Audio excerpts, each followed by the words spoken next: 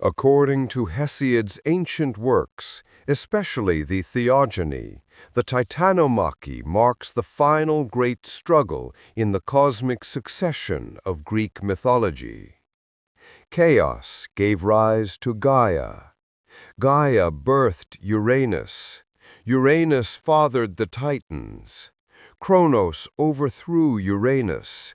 Zeus rose against Kronos.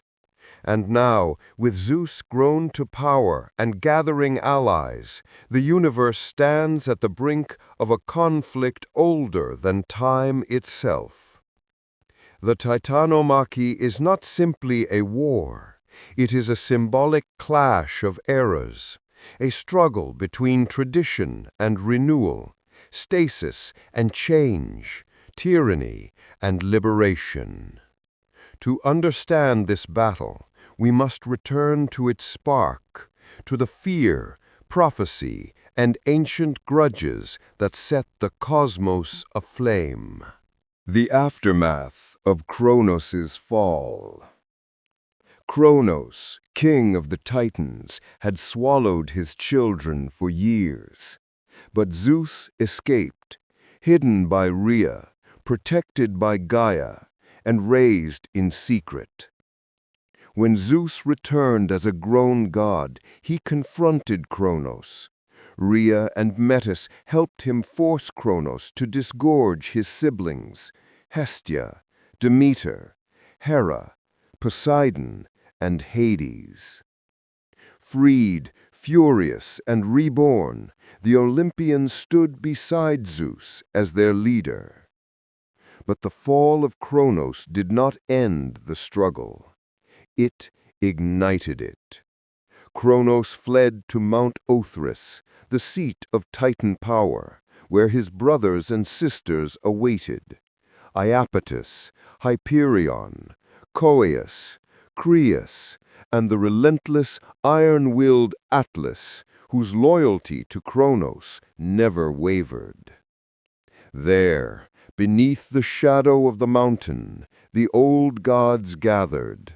The Titans swore that the new generation would never rule, that Zeus would never sit on the throne of heaven, that the empire of Kronos would not fall without a storm of unimaginable fury.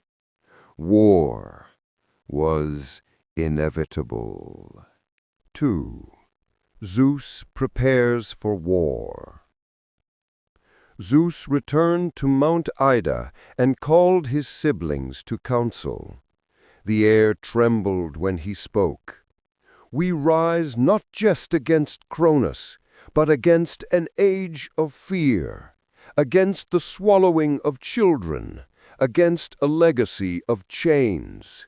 If the universe is ever to know peace, we must win this war. But the Olympians were young, inexperienced, outnumbered, outmatched. The Titans were older, stronger, and had ruled for ages. Zeus knew they could not win alone, so he turned to Gaia, the ancient mother who had witnessed every betrayal since time began. Gaia whispered to Zeus of the beings imprisoned in Tartarus, the Cyclopes and the Hecatoncheiris, the 100-handed giants capable of rending mountains, creatures so powerful that even Kronos feared them. Free them, Gaia said, and they will forge your victory. So Zeus descended into the deepest abyss. 3. The liberation of the Cyclopses. Tartarus is not merely a pit. It is a realm of darkness so ancient that even chaos recoils from it. There, Zeus walked through storms of shadow and flame, past caverns echoing with the cries of imprisoned beings older than gods. He found the Cyclopses chained in iron forged by Uranus himself. Brontes, Steropes, Arges, masters of thunder, lightning, and heavenly fire. Zeus shattered their chains with a single bolt. The Cyclopses rose, towering, grateful, furious at their imprisonment. "We will forge weapons for you," said Brontes. "We will arm you with the power of the heavens." And so they did. For Zeus, the thunderbolt, the burning spear of sky fire. For Poseidon, the trident, capable of shattering earth and sea. For Hades, the helm of invisibility, a cloak of shadow that turns gods into ghosts. Armed with divine weapons, the Olympians grew in confidence. But confidence alone could not win a war. 4. The awakening of the Hecatonchires.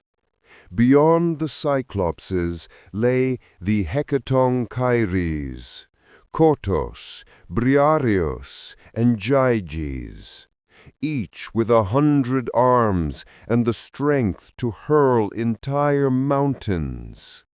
When Zeus freed them, the earth trembled, the sky cracked, even the stars shuddered in their orbits.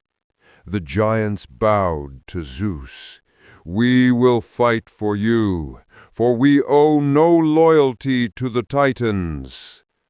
Now the balance of power shifted. The universe felt it, the Titans felt it, and Kronos felt it most of all. 5. The opening of the war. The first clash of the Titanomachy did not happen with lightning or thunder. It began with a silence so vast that even the wind dared not move. On one side, Mount Olympus, stronghold of the Titans. On the other, Mount Olympus, seat of the young gods. Between them, the world. The first strike came from Zeus, a thunderbolt hurled with such force that the sky split into two blazing halves. The Titans responded with a storm of stone, iron, and cosmic fire. Atlas led the charge, his strength shaking mountains as he rushed into battle. Poseidon raised seas into towering walls of water. Hades vanished into shadow and reappeared behind Titan ranks, striking unseen. But the Titans were relentless. Hyperion burned with the light of the sun. Coeus hurled darkness like weapons. Iapetus carved through battle lines with cold precision. The war had begun, and it would last 10 long, brutal years. 6. Year after year of destruction. Year 1. Olympians win early ground with speed and surprise. Year 2. Titans push back with overwhelming strength. Year 3. Gaia intervenes, urging both sides to find balance. Both ignore her. Year 4. Mountains crumble, forests vanish, rivers evaporate. The world shakes under the constant fury of immortal beings. Year 5. Zeus grows stronger, his mastery of lightning deepens. Year 6. Atlas leads a massive counterattack, nearly breaking Olympus's defenses. Year 7. The Hecatonchires join fully, their 100 arms raining mountains onto Titan lines. Year 8. The sky burns red for weeks. Mortals, newly formed, hide in caves and pray to beings they do not understand. Year 9. The war reaches a stalemate. Neither side gains ground. Both know the end is near. Year 10, the final push begins. The turning point. The war began to tilt in favor of the Olympians when Zeus realized something. The Titans fought as individuals. The Olympians fought as a unit. Poseidon and Hades fought beside him. The Cyclopes hurled fire from the sky. The Hecatoncheires smashed Titan ranks. And Zeus stood at the center, hurling bolt after bolt, each one brighter, hotter, deadlier than the last. Kronos, aged and weakened by fear and prophecy, began to falter. And Gaia whispered once more, "End this, end the cycle, or it will continue forever." 8. The final battle. The last day of the war began with a storm that covered the entire sky. Lightning fell like rain, oceans surged, volcanoes erupted in fury. Zeus stood before Kronos, father and son, tyrant and liberator, past and future. Their clash created shock waves felt beyond the edges of the universe. Zeus hurled the mightiest thunderbolt ever forged, a bolt that contained the full force of the heavens. It struck Kronos directly. The Titan king fell. The Titan army broke. The Hecatoncheires bound the Titans in unbreakable chains. Zeus ordered them cast into Tartarus, deeper than even Kronos had dared to imprison his own foes. All except Atlas. For Atlas, Zeus had a special fate. 9. The punishment of Atlas. Atlas, fiercest of the Titan warriors, had stood against Zeus at every step. For his unbending loyalty to Kronos, Zeus sentenced him to bear the weight of the sky upon his shoulders, not as torture, but as a symbol that the age of Titans was over and the age of Olympus had begun.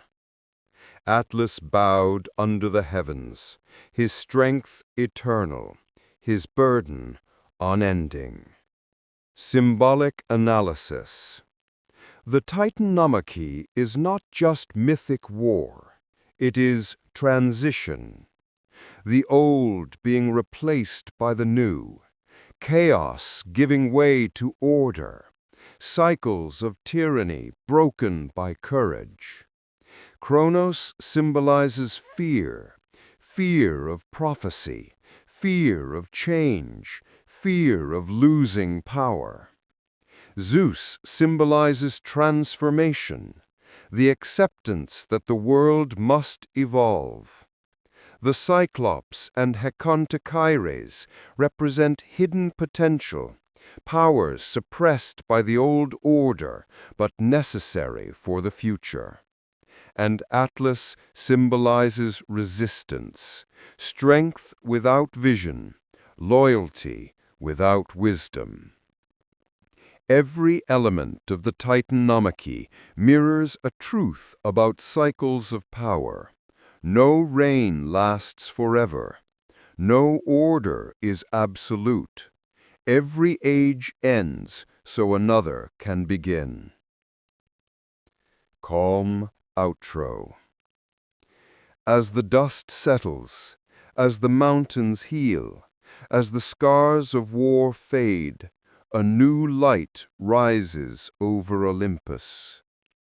Zeus ascends the throne, Poseidon claims the sea, Hades rules the unseen realm, and a new era begins. An era shaped by storms, justice, and destiny. But the peace will not last, for even in victory, new threats arise from the deep earth, from forgotten monsters, and from the hearts of gods themselves. The Titanomachy has ended, but the story of Zeus has only just begun.